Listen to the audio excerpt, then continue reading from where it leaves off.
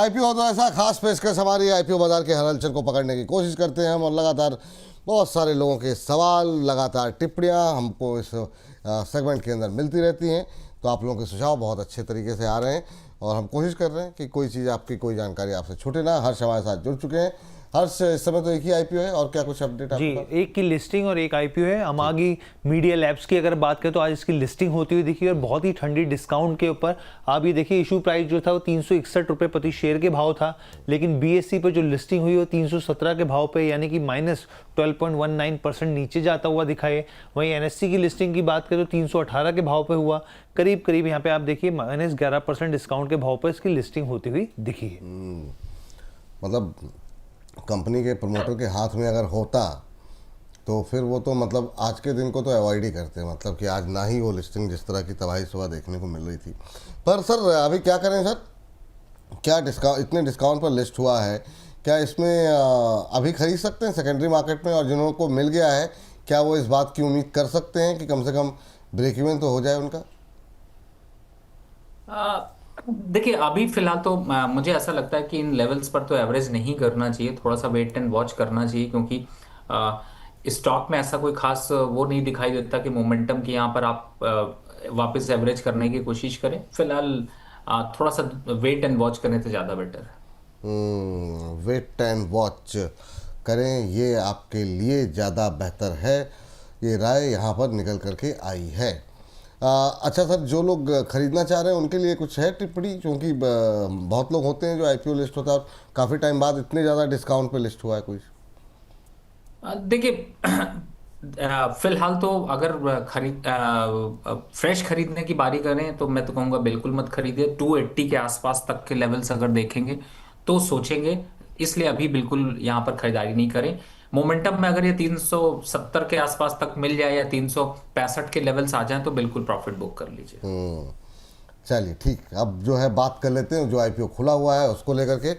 हर्ष बताइए, अपडेट क्या है पहले? जी, शेडोफैक्स टेक्नोलॉजीज की बात कर लेते हैं। इसका आईपीओ का आज दूसरा दिन है और बहुत ही ठंडा रिस्पांस यहाँ पर भी देखने को मिल रहा है। लेकिन कंपनी के सबसे पहले कुछ चीज़ों को, स्ट्रेंथ और रिस्क के बारे में समझ लेते हैं, फिर उसके तमाम दूसरी चीज़ों को भी हम लोग यहाँ पे बताएंगे अपने दर्शकों को। सबसे पहले देखिए, एक major logistic tech IPO in India. आप देखिए, कुछ गिनी चुनी कंपनियां हैं जो अगर लॉजिस्टिक सेक्टर में आप देखें तो बहुत कम कंपनियां हैं। उनमें से एक कंपनी ये भी आने जा रही है, शेडोफैक्स, जो कि प्योर प्ले यहाँ पर टेक्नोलॉजी ड्रिवन कंपनी है लॉजिस्टिक के स्पेस में अगर देखा जाए तो। उसके बाद देखिए, यहाँ पर कंपनी के जो इन्वेस्टर्स हैं वो बड़े नाम हैं यहाँ पर, जो बैक करते हैं, जो सपोर्ट करते हैं, जिसमें आप ये देखिए फ्लिपकार्ट हो गया, टीपीजी हो गया, 8 रोड्स वेंचर्स हो गया, ये बड़े नाम इसमें शामिल हैं। टर्न अराउंड टू प्रॉफिटेबिलिटी, 2023-24 में कंपनी लॉस मेकिंग थी, 2025 में आके यहाँ पे प्रॉफिटेबिलिटी आ गई। और ये एक ऐसे सेक्टर में आती है जहाँ पे साफ तौर पे यहाँ पे जो है कैश वन काफ़ी ज़्यादा देखने को मिलता है। एसेट लाइट मॉडल, हम लोग अपने दर्शकों को लगातार बता रहे हैं, कंपनी जो है लीज पर ज़्यादातर, जो कंपनी के एसेट, चाहे ट्रक्स की बात करें, दूसरी तरह की जो चीज़ें आप देखें यहाँ पर, तो वो लीज पर काम करती है। तो इस हिसाब से ये एसेट लाइट मॉडल है, यहाँ पर इसे देखने को मिलता है। और दूसरे ऑपरेशन भी लीज के आधार पर ही किए जाते हैं यहाँ पे। Strong market position and the wide network, अब देखिए करीब 14,000, करीब 15,000 पिन कोड्स में कंपनी जो है वो ऑपरेशनल है। इसके साथ ही अगर आप यहाँ पे देखें, ई कॉमर्स हो गया, क्विक कॉमर्स हो गया या फूड डिलीवरी हो गया, तमाम तरह के सेक्टर्स को, नेटवर्क को ये कवर करती है। तो ये तो हो गई कंपनी की पॉजिटिविटी, स्ट्रेंथ की बात करते हैं। अब रिस्क की तरफ बढ़ते हैं, यहाँ पर आगे देखते हैं क्या स्थिति है। Heavy reliance on the gig workers, अब आप यहाँ पे देखिए कि निर्भरता काफ़ी ज़्यादा, खास तौर पे जो क्लाउड सोर्स्ड एक डिलीवरी कंपनी है, बेसिकली यहाँ पे पार्टनर है, जो इनका नेटवर्क पार्टनर है, उसके ऊपर काफ़ी निर्भरता है यहाँ पे। और देखिए, दो तरह के होते हैं, एक बाइंडिंग और एक नॉन बाइंडिंग एग्रीमेंट्स होते हैं। तो यहाँ पे देखिए नॉन बाइंडिंग एग्रीमेंट है, तो ये एक चिंता का विषय यहाँ पर हो जाता है। क्लाइंट कंसंट्रेशन रिस्क, रेवेन्यू के आधार पर अगर आप देखें तो बहुत ही चुनिंदा यहाँ पर जो है, अगर आप इनके देखें पार्टनर्स, तो इसके ऊपर काफ़ी ज़्यादा निर्भरता है, तो वो एक रिस्क बड़ा पैदा हो जाता है। रेवेन्यू के लिहाज से अगर इधर उधर वो जाते हैं तो दिक्कत हो सकती है। ऑपरेशनल इंफ्रास्ट्रक्चर रिस्क, मैं लीज की बात कर रहा था यहाँ पे, तो देखिए ज़्यादातर चीज़ें जो है वो लीज के ऊपर, लेकिन इंफ्रास्ट्रक्चर के लिहाज से कंपनी के पास बहुत ज़्यादा कोई बड़ी स्थिति देखने को मिलती नहीं है, तो वो एक कंसर्न यहाँ पर पैदा हो जाता है। Competitive and the margin pressure, competition इस सेक्टर में बहुत ज़्यादा है, डिलीवरी इसकी पीयर कंपनी है, तो उस हिसाब से जो प्रेशर है वो लगातार बन रहा है। छोटी छोटी कंपनियों से लेकर बड़ी कंपनियां भी इस सेक्टर में ऑलरेडी मौजूद हैं। उसके बाद कैश फ्लो वाइबिलिटी।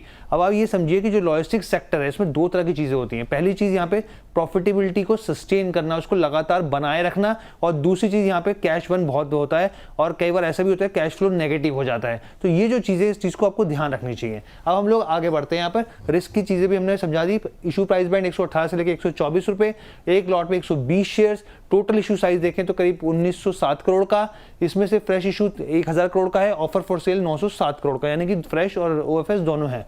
आगे बढ़े, अगर जो मैं आपको बता भी रहा था यहाँ पे फाइनेंशियल्स को लेके, अगर आप रेवेन्यू देखें तो उसमें लगातार बढ़ोतरी देखने को मिल रही है 2023, 24, 25 में, लेकिन 2023 और 24 में देखें तो प्रॉफिट जो था कंपनी लॉस मेकिंग थी, वहां से 2025 में आके प्रॉफिट आता हुआ दिखा है, वो भी 6 करोड़ के आसपास का।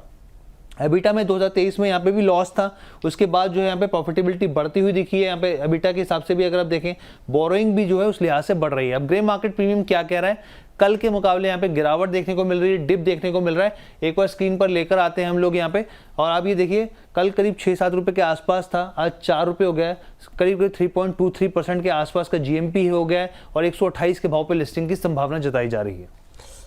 ऑलमोस्ट फ्लैट जो है ग्रे मार्केट प्रीमियम यहाँ पर दिखता हुआ। रवि जी, क्या टिप्पणी रहेगी अभी इस आईपीओ को लेकर के?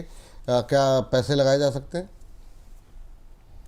देखिए, मुझे ऐसा लगता है कि सबसे पहले तो मैं कॉन्ग्रेचुलेट करूंगा कि जिस हिसाब से आपने इसकी कवरेज करी है, और बहुत बढ़िया रिपोर्ट यहाँ पर पूरी डिटेल पे डिस्कशन किया है, तो हमारे लिए बड़ा अच्छा हो जाता है कि बस एक स्क्रिप्ट्स बोलना होता है, और उसकी तरफ अगर जाते हैं तो मेरा सीधे सीधे है कि आप इस आईपीओ से, इसकी शैडो से भी दूर रहिए, क्योंकि इसकी शैडो पे भी अगर पड़ी तो कहीं काली छाया ना पड़ जाए आपके पोर्टफोलियो पे। अभी के हिसाब से जो सिनेरियो दिखाई दे रहा है, जैसे 2-3 चीजें मैं हाईलाइट करूंगा। एक तो टफ कंपटीशन, कंपनी लॉस से प्रॉफिट की तरफ आना, और दूसरी तरफ कि क्या आगे वो प्रॉफिटेबिलिटी मेंटेन कर पाएगी, थोड़ा डिफिकल्ट लगता है।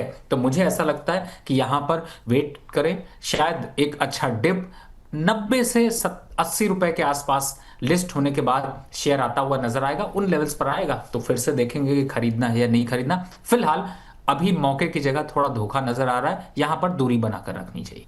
तो पूरी तरीके से अवॉइड करने की सलाह है अभी के लिए, है ना सर? जी बिल्कुल। तो चलिए, अब हो गया, बाकी कोई नया आईपीओ आएगा तो देखा जाएगा। अभी के लिए देखा आपने कि लिस्टिंग कैसी हुई है, और यहाँ पर भी ग्रे मार्केट की स्थिति कोई बहुत उत्साहजनक दिखाई नहीं दे रही है, तो अभी अवॉइड करें। दूसरा कोई अच्छा बेहतर विकल्प होगा तो देखा जाएगा। हर्ष, बहुत बहुत शुक्रिया, धन्यवाद आपका आज की इस चर्चा में जुड़ने के लिए। अच्छा, जाते जाते सर एक टिप्पणी कर दीजिए जरा। अंजलि जी हैं, जियो फाइनेंस पे जानना चाह रही हैं आपकी टिप्पणी, तो जरा 325 पे लेकर के बैठी हुई हैं। कहीं रवि सर से प्लीज़ मेरा क्वेश्चन ले लीजिए। तो रवि जी, अगर हो सके तो इन पर टिप्पणी कर दीजिए, और फिर उसके बाद आपका डिस्क्लोजर लेते हैं सर। देखिए, फिलहाल तो एवरेज भी नहीं करना, एग्जिट भी नहीं करना, सिर्फ होल्ड करना है। एवरेज करने के लिए बिल्कुल शो के साथ जुड़े रहिए। मोस्ट प्रॉब्ली 255 के आसपास एवरेज बनेगा, वहां पर करेंगे, उससे पहले नहीं करना है। फिलहाल होल्ड करके रखिए। जहां तक डिस्क्लेमर की बात है, जितने भी स्टॉक्स की मैंने चर्चा करी है, इस तरीके के स्टॉक्स मेरे पोर्टफोलियो में बिल्कुल नहीं है। साथ ही मास्टर ट्रस्ट के सारे क्लाइंटों को ऐसे सजेशंस गए हुए हैं, और इस समय मार्केट पे थोड़ा सा वोलेटिलिटी ज़्यादा रहेगी, तो थोड़ा सोच समझ कर ट्रेड करिए। सोच समझ कर ट्रेड करें। बहुत बहुत शुक्रिया सर, बहुत बहुत धन्यवाद आपका आज की इस चर्चा में जुड़ने के लिए, अपना महत्वपूर्ण समय देने के लिए बहुत बहुत धन्यवाद।